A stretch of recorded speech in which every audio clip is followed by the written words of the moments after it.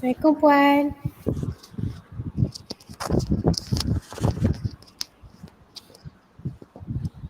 Waalaikumsalam warahmatullahi. Boleh dengar suara saya? Boleh. Puan apa khabar? Sihat ke Puan? Sihat, alhamdulillah. Okay. Boleh nampak tak? Boleh, jelas nampak. Kita berapa orang? Kita semua ada 7 orang. Berapa? 7. 7. Ada So 7 orang. 2, 4, 6, so complete lah. Semua dah ada Complete. Semua dah ada. Seorang lelaki dan 6 perempuan lah. Okey. Boleh kita mulakan? Boleh. Okay. So Puan dah ready Boleh, ready? Okay. Nida boleh mula? Ya, saya tak dengar. Saya kurang jelas. Okey, baiklah. Izinkan saya berpantun terlebih dahululah sebagai pembuka kita punya majlis pagi ni kan. Indah berbalam si awan petang, berarak di celah pepohon ara. Pemanis kalam selamat datang, awal bismillah pembuka bicara. Bismillahirrahmanirrahim dan Assalamualaikum. Terlebih dahulu kami ingin memperkenalkan diri. Saya sendiri Nur Khalifah binti Aliman. Saya selaku MC pada pagi ini. Dan rakan-rakan saya lain.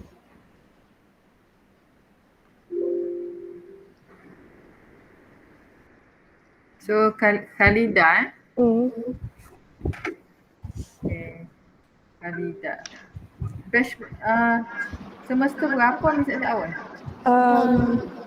Kami semester 6. Semester 6. Ada lagi 2 semester lah. Okey. Teruskan siapa lagi? Jannah? Kenalkan diri Seorang-seorang kenalkan diri. Ya, Assalamualaikum Puan. Selamat pagi. Saya Siti Nurjana binti Fauzi. Jannah duduk dekat mana? Tinggal mana? Tinggal kat Bacok, Kelantan. Oh, Bacok. So ni semua duduk di kampung masing-masing lah. Okey. Ya, Puan. Bacok kat mana Jannah? Kat Tawang. Kat Tawang. Oh.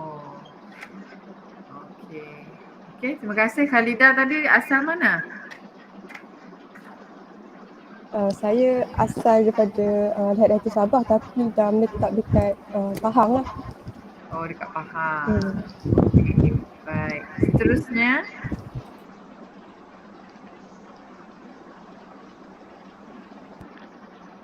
Kalau saya Puan. Saya dulu Okay. Assalamualaikum Puan. Nama saya Wan Imran Sani. Boleh panggil Imran Puan. Okay. Panggil apa? Imran? Ya. Imran asal mana? Saya memang asal original Kelantan lah. Kota Baru. Okey. Baik. Terima kasih. Sila. Seterusnya. Kalau saya Husna Hafiza Maknong, panggil Husna. Okay, asal mana Husna? Saya Marang Terengganu. Okey, baik. Terusnya? Assalamualaikum. Saya Arifah Aida. Berasal daripada Selangor dan menetap dekat Pahang. Okey. Lagi Umi? Umi Ayuni.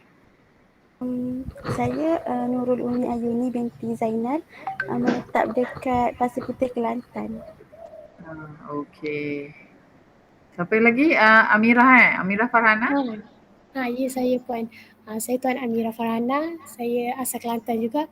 Okey, kalau Puan masih ingatlah saya dari lepasan KIAS, saya pernah interview Puan dekat SUK beberapa tahun yang dulu. Dah kenapa interview saya pula? Carilah orang lain pula. Tak apa Puan, kita nak ambil pengalaman lagi. Sebab SUK ni macam menarik lah sebab untuk kena dengan subjek kita orang pada SEM ni. Counselling personnel. Okey. Ya Puan. Okey, so apa yang boleh saya bantu? Silakan. Okey, so nanti kita orang boleh start dengan Tajuk apa ni? Soalan pertama lah Puan. Okey.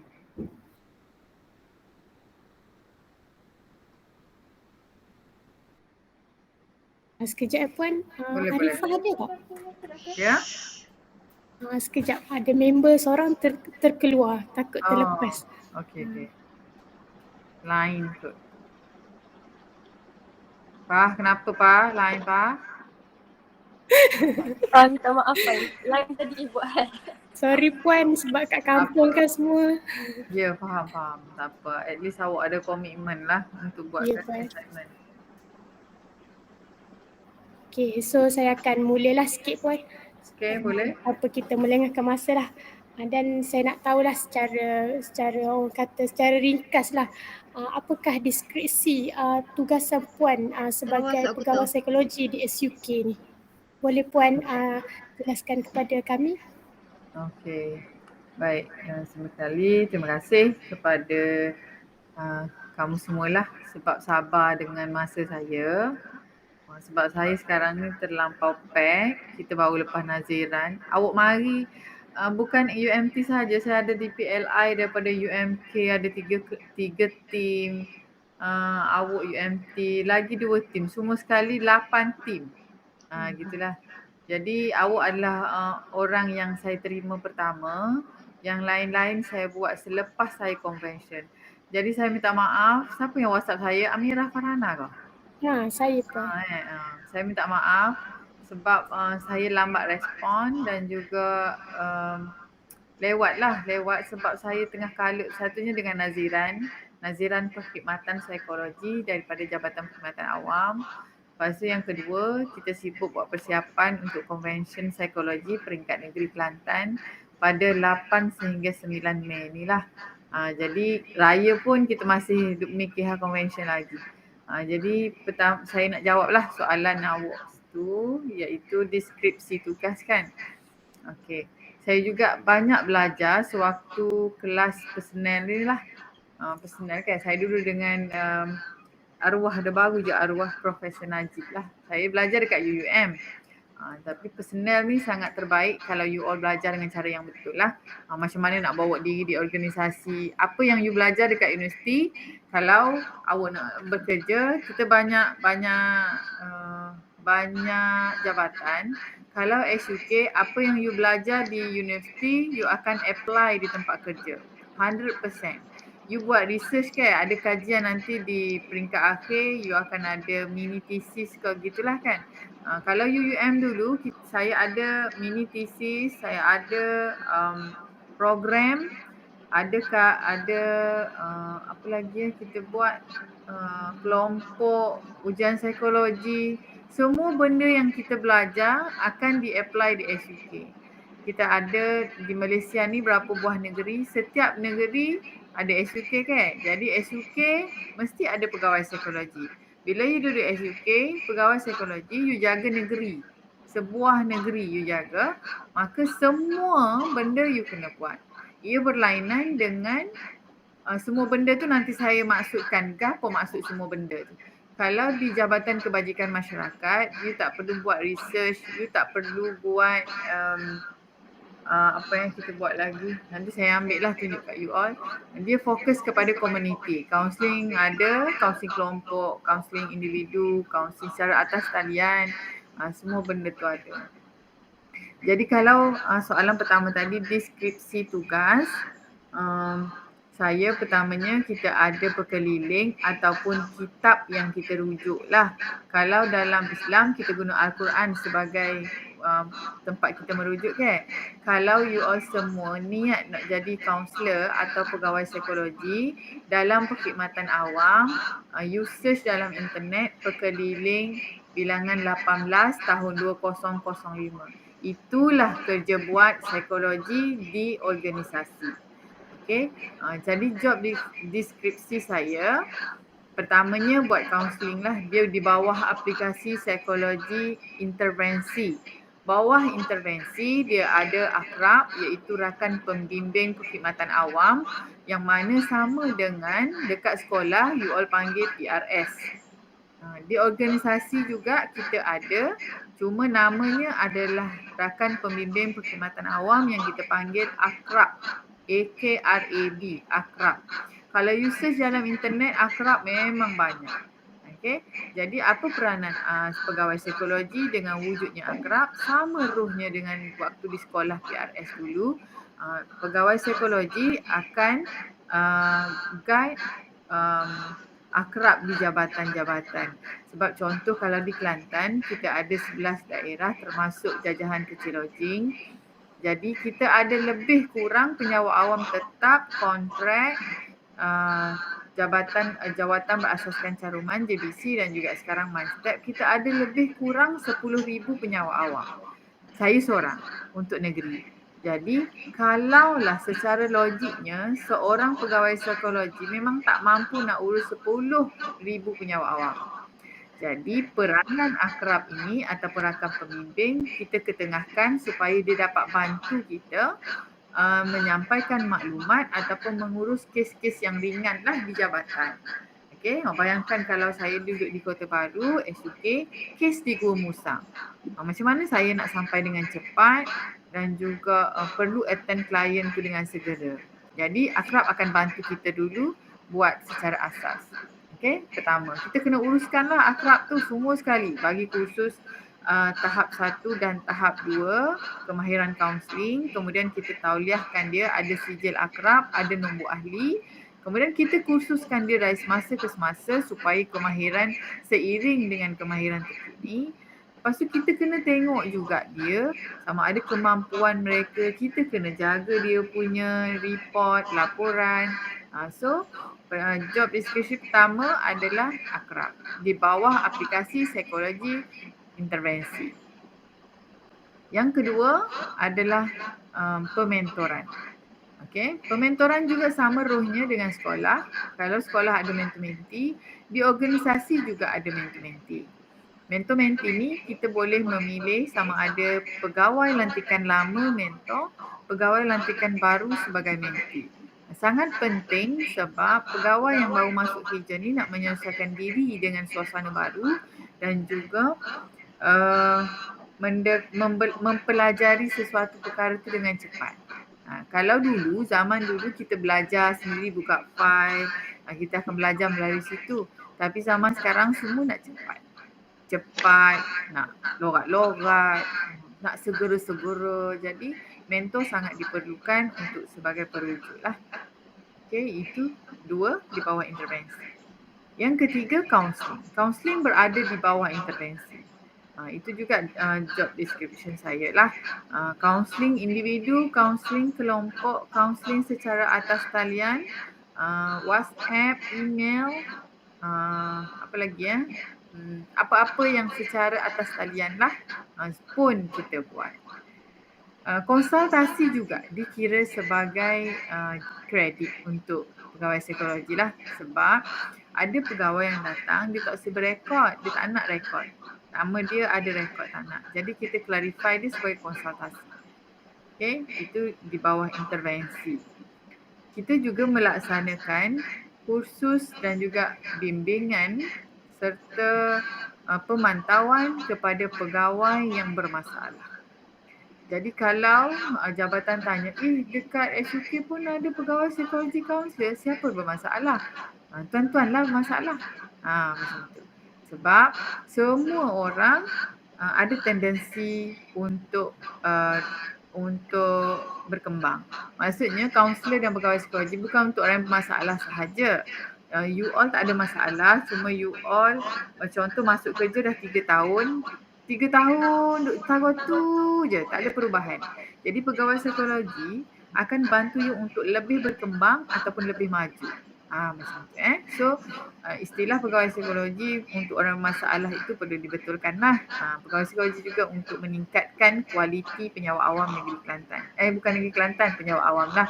Sebab mana-mana rata-rata SUK semua ada pegawai psikologi. Okay, itu di bawah intervensi. Seterusnya kita ada di bawah penyelidikan.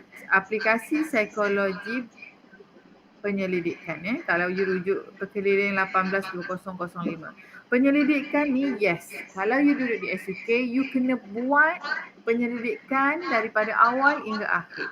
Latar belakang, kaji selidik, edar borang, sama. Sebab itu waktu you belajar betul-betul macam mana nak buat research. Dia tidaklah sedetail research.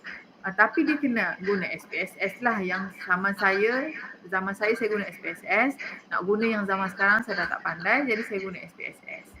Okay, jadi research kena buat, yes. Bila you masuk kerja memang kena buat research. Kalau orang cakap kaunselor atau pegawai psikologi tak ada kerja, maksudnya dia tak ada ilmu atau pengetahuan. Okay, jadi research ini waktu you belajarlah betul-betul. Dia memang diaplikasikan. Tapi kalau you tak masuk SUK kerja nanti, you masuk jabatan penjara, you masuk college community, research dah tak jadi sebagai bidang tugas yang utama. Saya cakap sekarang berdasarkan job tugas SUK sebab saya berada di SUK lah. Kalau Jabatan Kebajikan Masyarakat dia tak buat research. SQ dia buat research. Okay? Sebab di Jabatan Masyarakat ni dia lebih kepada komuniti. Jabatan Kesihatan, iaitu di bawah Kementerian Kesihatan Malaysia, dia juga tak buat. Jadi SUK buat benda ni. Kalau you ada kelebihan untuk membuat kajian, waktu you interview untuk dapatkan kerja, ia adalah sebagai modal ataupun keistimewaan you all berbanding orang lain. Okay, sebab research ini satu keperluan. Kalau you duduk di organisasi, kalau tak ada, you kata tak ada sesi sebab tak ada klien. Maksudnya you tak aware ataupun you tak expert dalam bidang psikologi dan kaunseling. Sebab kerja pegawai psikologi dan kaunseling ni tak pernah habis. Sebab tu sekarang you kena kaji lah, you sebenarnya nak jadi kaunselor ke tak nak. Ramai pelajar yang datang dekat saya, bila buat praktikal dekat sini, saya akan tanya, lepas you habis belajar, you nak kerja sebagai kaunselor atau you tak rasa kerja sebagai kaunselor? You nak kerja lain. Kalau dia kata jadi kaunselor, saya akan train you sebagai seorang kaunselor. Tapi kalau you cakap, tak usah lah, tak nak lah, sebabnya kaunselor ni mendengar masalah orang, not my passion. Sebab menjadi kaunselor dia kena minat, dia kena sabar. Walaupun nanti you takkan sabar, it's okay. Tapi you kena ada minat. Okay, kalau awak tanya saya happy tak? Of course I'm happy sebab ini minat saya. Okay, walaupun cabaran dia banyak, mana-mana kerja pun, you buat kerja apa pun, you akan ada cabaran. Tapi you kena ingatlah pilihan yang kita buat. Okay, so seterusnya job deskripsi saya panjang lah pula. Okay, masa kita berapa lama? Tak apa puan, masa kita unlimited. Okay. Saya lah kan, saya pukul 11.30 saya ada meeting. Okay, banyak meeting. Okey, seterusnya selepas penyelidikan, aplikasi psikologi untuk pembangunan personel. Pembangunan personel ini maksudnya buat program untuk memberikan untuk meningkatkan kualiti seseorang. Contoh pengurusan stres. Okey, pembangunan personel. Pengurusan kewangan secara berhemah. Okay, sebab sekarang bila orang baru ataupun orang lama bekerja, sekarang ramai masalah kewangan lah. Jadi kaunselor kena buat program pengurusan kewangan. Okay, apa lagi? Program kepimpinan. Macam mana program pembangunan personel ini membentuk penyawa awam untuk lebih maju. Okay, itu membangunkan personel. Personel itu pekerja lah kan. Okay, membangunkan. So pembangunan personel berbentuk program. Nak tak nak, you all kena ada ciri-ciri untuk menyampaikan. Menyampaikan maksud saya ceramah lah kan. Walau sekarang you malu tak apa. Tapi bila you nak jadi kaunselor, ciri-ciri tu kena ada. Dulu saya pun macam you all lah kan. Malu, segan. Tapi saya sabar diri saya di tahun akhir.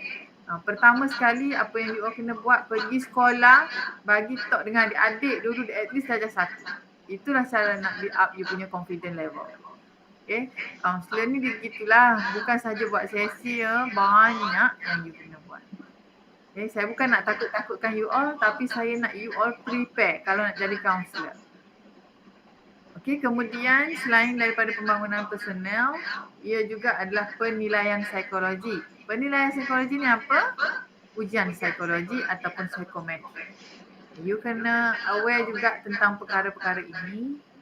Kalau di SUK kita guna semua di bawah SIDIK kan, tapi dah lama. Saya pun dah 13 tahun kat sini. Jadi kalau SIDIK, semua SIDIK, okey. Apa lagi ya? IPW, ujian stres. Kemudian yang saya banyak guna adalah Tajma lah, profiling Tajma oleh Profesor Tajuddin Ninggal kan. Itu yang kita guna. Apa lagi psikometri yang banyak kita guna, back personality. Jadi waktu you belajar, kalau you study banyak-banyak ada ujian psikologi, you grab masuk. Tapi kalau you masuk di jabatan yang memang dah sedia ada, you can apply dan you boleh add on. Kredit lah bagi jabatan bila masuk student yang proaktif bekerja dekat jabatan. Okay, so kita ada penyelidikan, intervensi, pembangunan personel, apa lagi tadi, penilaian psikologi. Apa lagi yang kita buat ya? Pembangunan khusus. Itulah yang job description kita setakat ni. Dan menguruskan pegawai yang of course lah bermasalah, konten kerja, itu di bawah bidang kita. Sakit kita juga uruskan dari segi psikologi kesihatan. Okay, itu JD saya lah, kita panggil JD lah dekat sini, description tugas.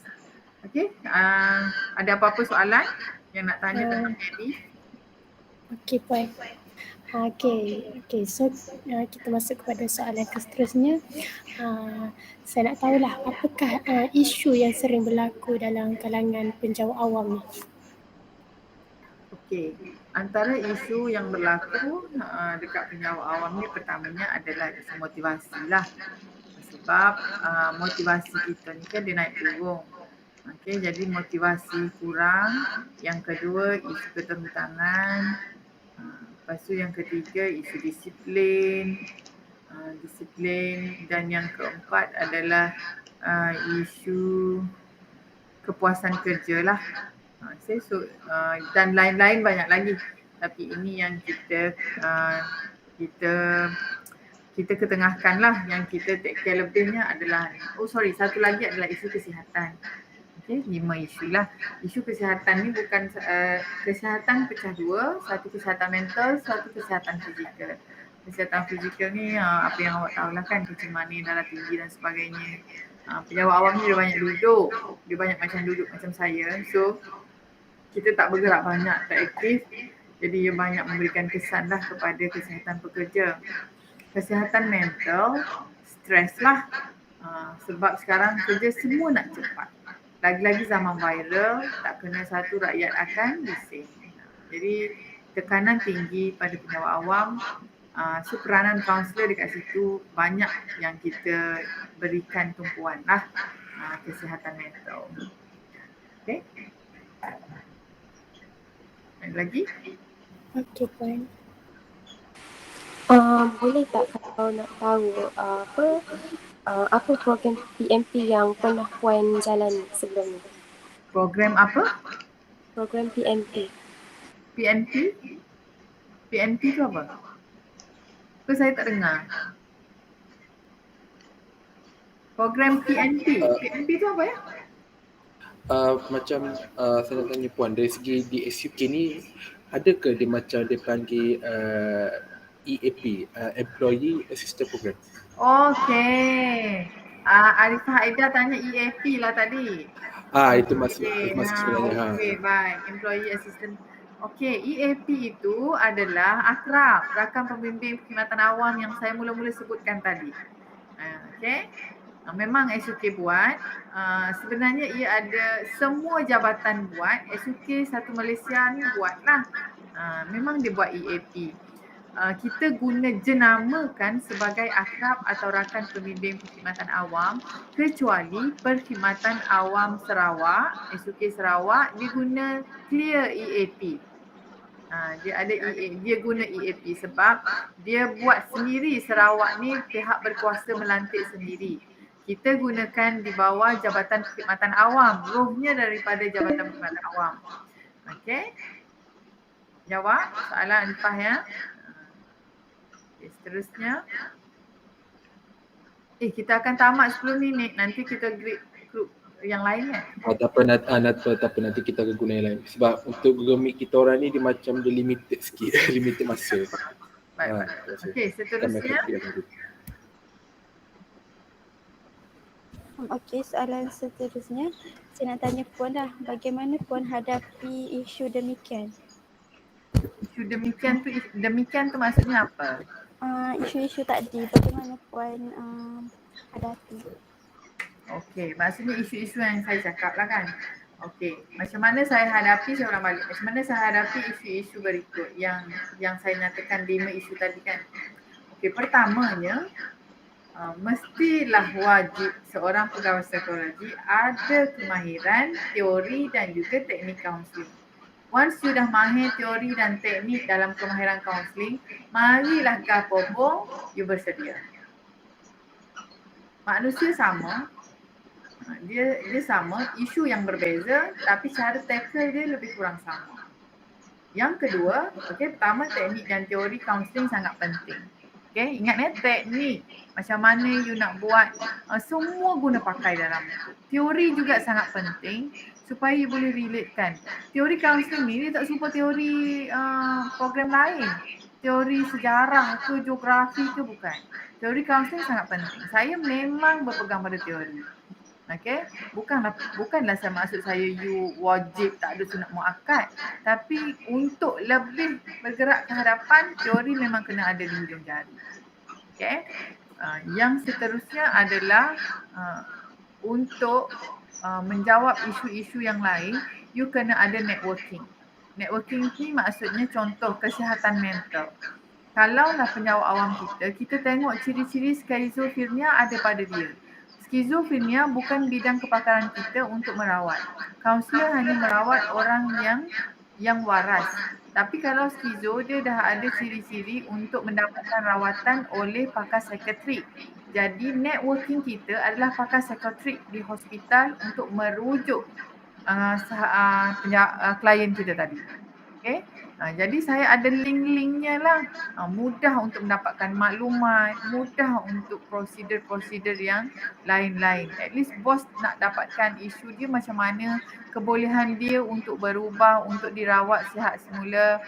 Jadi link dengan hospital, link dengan doktor pakai psikiatrik. Kalau kewangan, bila kita buat sesi kewangan, kita jumpa dengan klien kita, dia ada masalah keterhutangan serius. Keterhutangan serius ni maksudnya dia dipotong gaji melebihi 60% dalam slip gaji. Dia tak mampu nak survive. Jadi kita akan bersama dengan klien merujuk beliau kepada AKPK. AKPK ni agensi kaunseling pengurusan kredit. Mereka bukan kaunselor bertauliah, tapi nama dia begitu. Dia di bawah agensi bank negara yang akan menstrukturkan semula kewangan klien kita. Untuk memulihkan klien kita bernafas semula. Jadi itu maksud saya, selain daripada teori dan teknik, kita juga kena ada link-link dengan agensi-agensi di persekitaran yang lain lah, di jabatan-jabatan yang lain. Yang ketiga, ilmu. Apabila mari satu-satu kes, you kena study betul-betul dulu kes tu. Bukan kata kita ambil mudah, mari, pass balik, no. Bila ada satu isu, you akan study dulu latar belakang dia. Kalau dia jadi gini, ke mana yang kita nak rujuk? At least kalau skizofrenia, walaupun kita tak rawat, at least you tahu apa simptom, apa ciri, apa kena buat. Ilmu memang kena upgrade dari semasa ke semasa.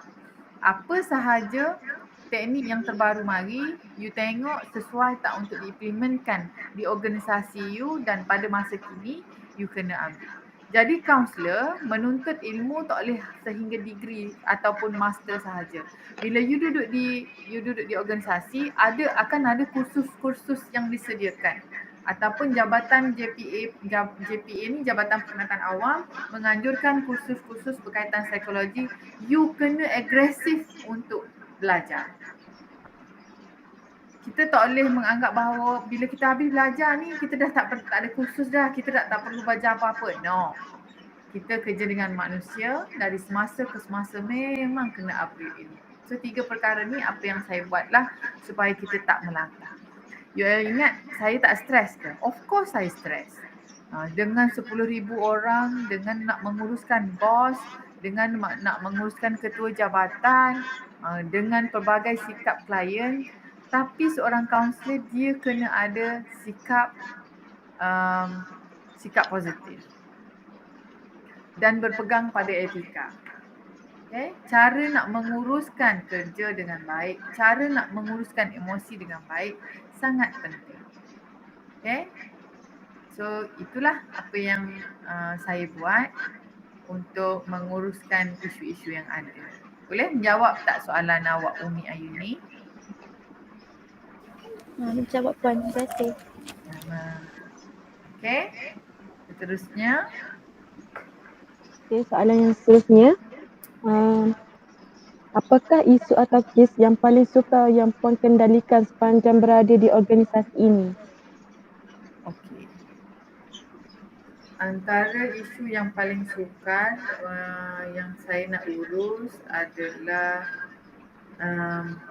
isu yang ketagihan.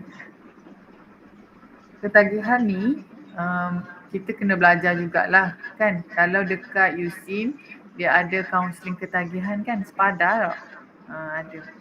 Jadi dalam penjawab awam juga isu-isu ni ada tapi tak banyak lah. Tapi bagi saya isu yang paling sukar untuk saya selesaikan ataupun bukanlah selesaikan, sebab kita tak selesaikan, kita tidak menyelesaikan isu klien, kita membantu dan memudah cara sahaja. Cuma yang paling sukar bagi saya adalah isu klien yang ketagihan penyalahgunaan bahan lah. Sebab bila dia dah berubah, 2-3 tahun dia okey, dia cemerlang, then dia tak boleh cope dengan persekitaran, dia akan kembali relapse. Relapse tu maksudnya dia ambil semula isu penyalahgunaan bahan. Jadi saya rasa sukarlah untuk merawat orang yang ketagih, tapi nothing is impossible. Ada juga yang berubah sampai ke sekarang sebab ketagihan ini dia nak. Dia yang nak berubah ataupun tak nak. Dia sendiri daripada dalaman dia. Kalau dia mari jumpa kita memang dia nak, tapi bila dia keluar dia jumpa kawan-kawan dia rindu. Jadi dia terjebak semula. Jadi itulah saya rasa susah sangat nak uruskan klien yang begini. Tapi alhamdulillah dekat tempat saya ni sangat jaranglah, 10 tahun satu kes, macam itulah. Jadi setakat ni lah isu yang paling susah adalah isu ketagihan penyalahgunaan bahan. Okey, seterusnya ada. Okey, sekejap Puan. Saya akan buat link baru lah Puan. Nanti kita Okey, boleh. Seterusnya. Okey. Okey. Okey, jadi boleh masa live dululah. Kita akan buat yang baru. Minta maaf lah Puan sebab ada gangguan tadi.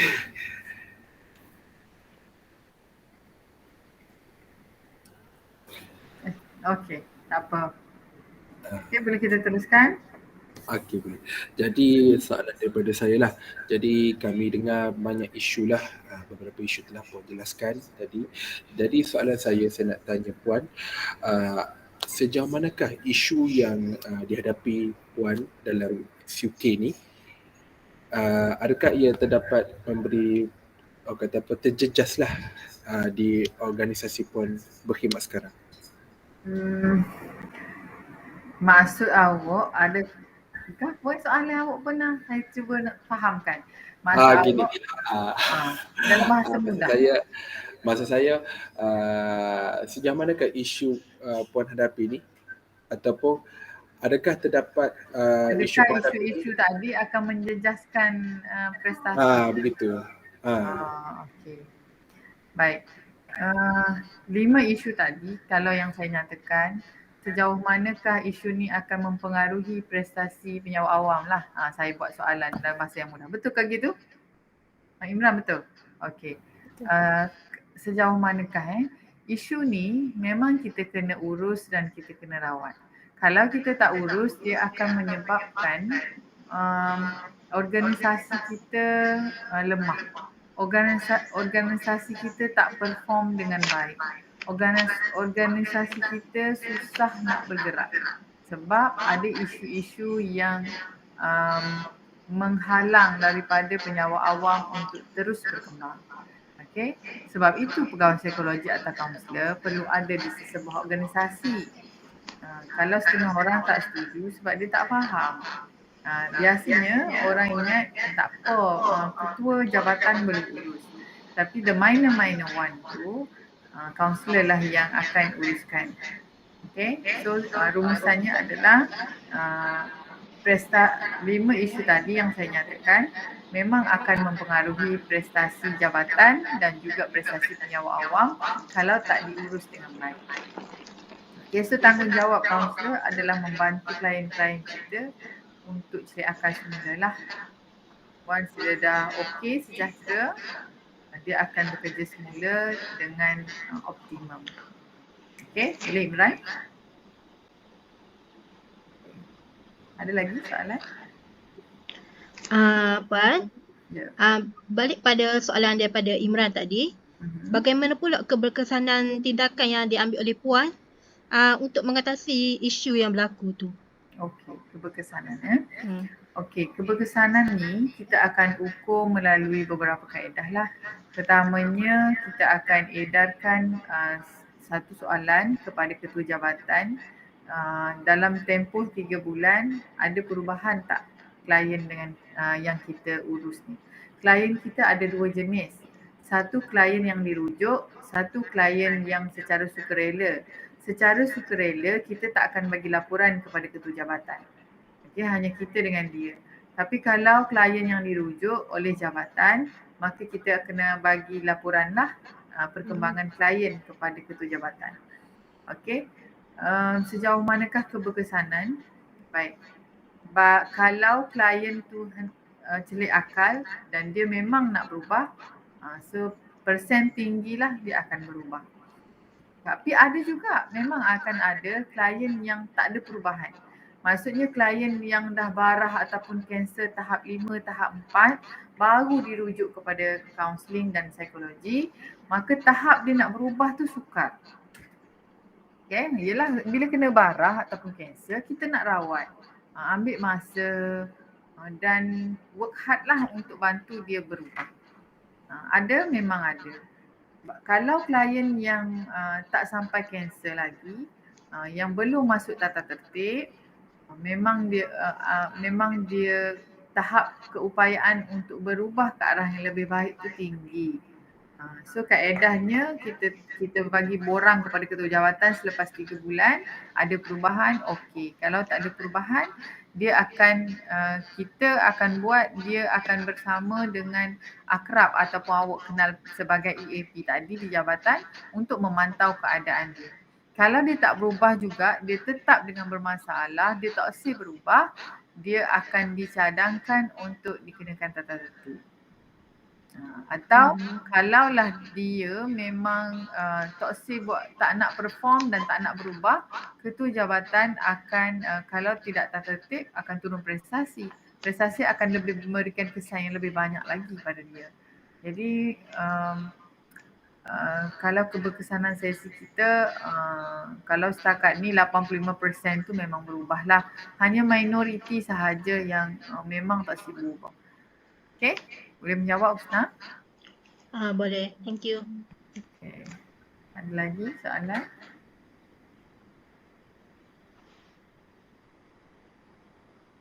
Ada dah?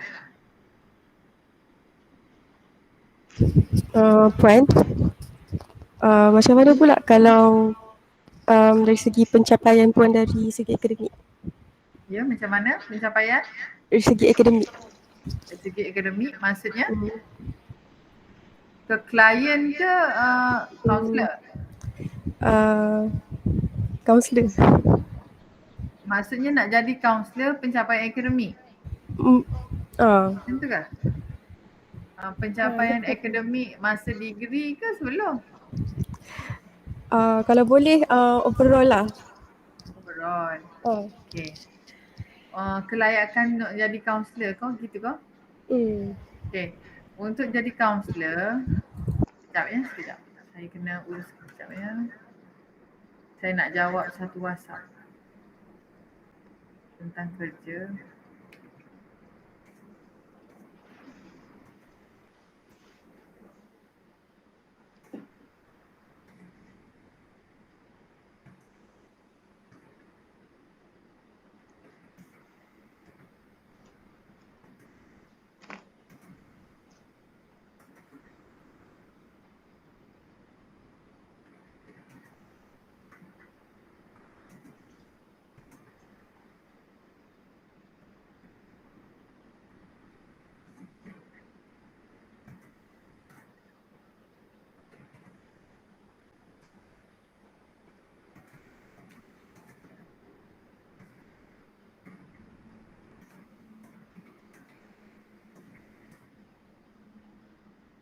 Okay, sorry ya.